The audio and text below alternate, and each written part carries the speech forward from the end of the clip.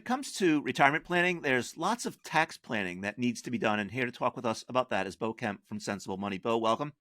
Hey Bob, thanks for having me. Pleasure. So where do we begin? Yeah, really, when we're looking at taxes in retirement, and I think of it really as the whole plan, right? As we're leading up to retirement, as well as in retirement, um, it turns out to be one of the biggest expenses you'll face in your retirement. It's kind of sad actually. You have taxes and healthcare, two of the worst things people want to pay for. But as you're leading up, there's things that we can start to do to try to lower your overall tax burden throughout your whole retirement. And the whole goal is we want to leave more money in your pocket to do the things that you want to do and spend the money on people you love or go on the vacation that you want to do. And so there's preparation you could take before you get there that really helps smooth this out. And before we get started, it's always good to make sure we're all on the same page. And so the way the marginal tax bracket works is just because you're in, let's say, for example, a 24% tax bracket does not mean that all your money is being taxed at 24%. So you have your 10%, your 12%, 22, and there's different thresholds. So different amounts of money is being taxed at each and every single rate. And so when I'm going through, I might reference filling up a certain tax bracket. That's what I'm talking about there. And of course, you mentioned that the goal, of course, is to sort of maybe eliminate the peaks and valleys and create some sort of equilibrium as you're planning for or living in retirement.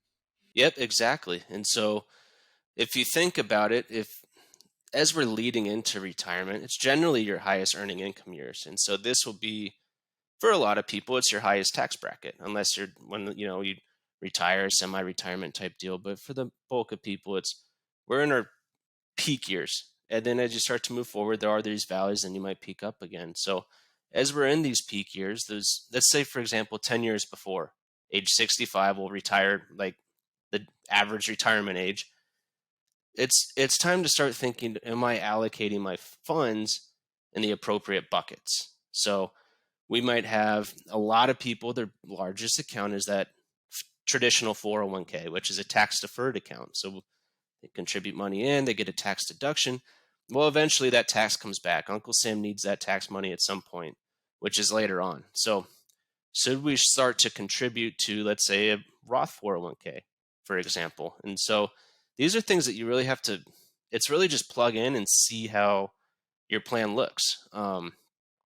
There's there's always these rules of thumb, right? And so the rule of thumb is highest earning income years, I'll do the traditional, get my tax deduction today. But I've done a lot of plans where it's not always the case. And I kind of let the numbers speak for themselves. So then you have that conversation of, okay, would it be better for me to start to build up a tax-free bucket, even though I am in my highest earning income years? And one of these things you think about is you can calculate a break-even number of years. So again, if we're contributing to that tax-free bucket right now, you're spending more on tax today, but eventually the theory is your overall assets will grow and be better off in the long run. So you want to see how long it'll take to catch back up.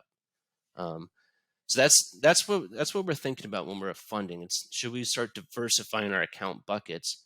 One account that gets forgotten a lot actually is the HSA, and like I mentioned, healthcare, that can be one of your biggest expenses as well. So if you're eligible to max out your HSA, you get the tax deduction when you contribute. It can grow tax-free. Then when you withdraw it, if you save it for your later years in retirement for your healthcare needs, now that withdraws tax-free as well. So it's like a combined traditional 401k and a Roth account altogether, specifically for your healthcare. So when you talk about account diversification, you also have to think about what investments go into those accounts as well.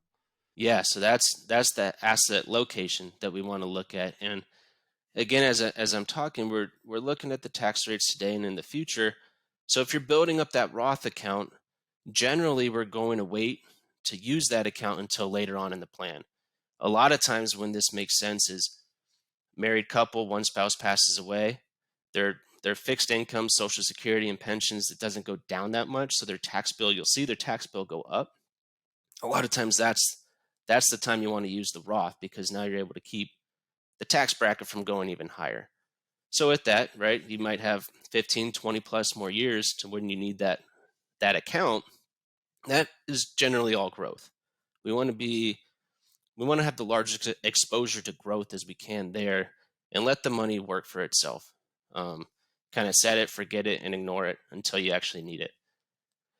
With the other two types of accounts, your taxable accounts and your tax deferred, and honestly, all these they do have overlap, but we would prefer, if you have a taxable account, we'll start spending that account down first. So that would again be a lot of bonds that are maturing each and every single year. If you have stocks in there, when you sell it, you want to make sure it qualifies for long-term capital gains. And the reasoning for that is it's a different tax bracket. So you have a 0% and a 15. That's the two most common.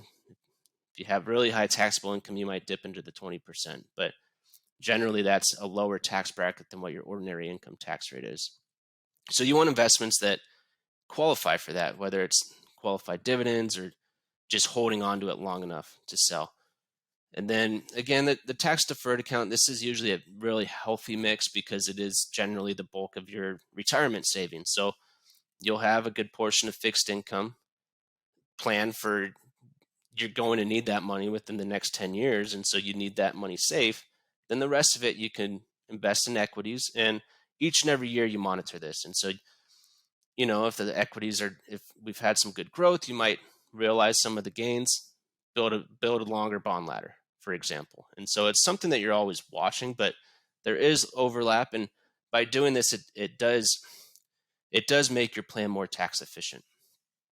So that covers folks who are ages, say, 55 to 65. What happens for those who are turning 65 through, say, 70? So now we are going in.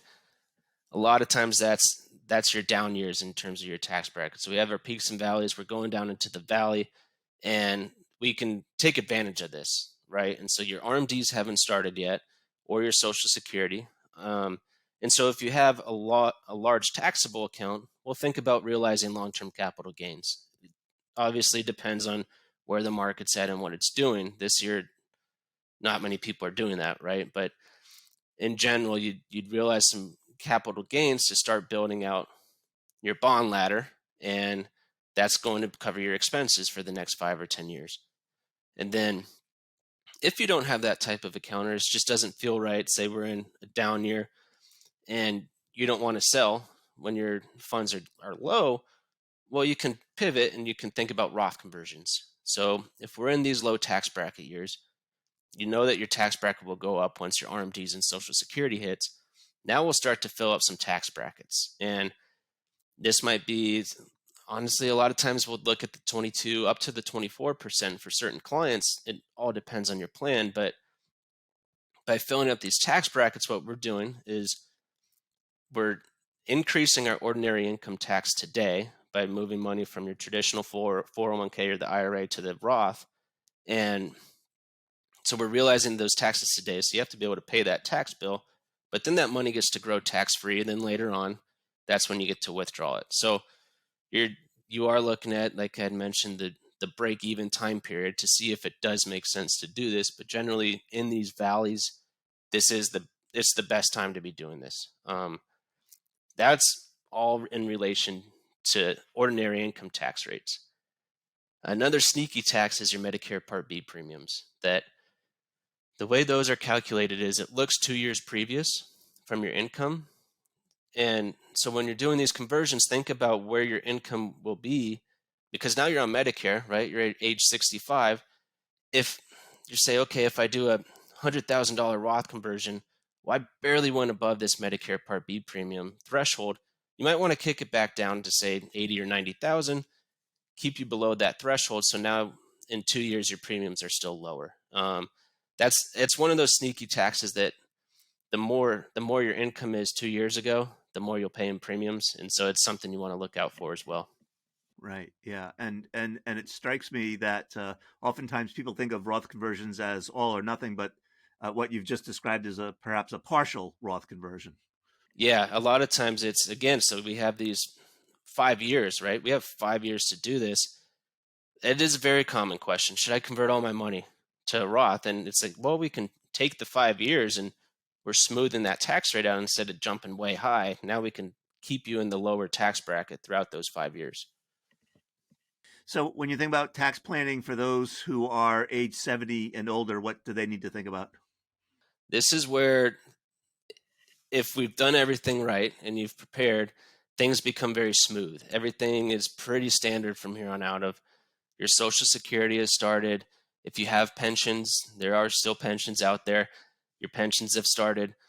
In a couple more years, at age 72, your RMDs kick in. And so from here, it's really just having all these funds coming in and creating your retirement paycheck. And the best part really about, so your Social Security, it's tax friendly in a way. The most it can be taxed is at 85%. So that's helpful. And then when your RMDs start, so if we did our job up front, these RMDs, say you have to withdraw $50,000. Well, after taxes, that's the amount you need for expenses. And so when we have clients that are in this stage, we're using those RMDs to cover their expenses.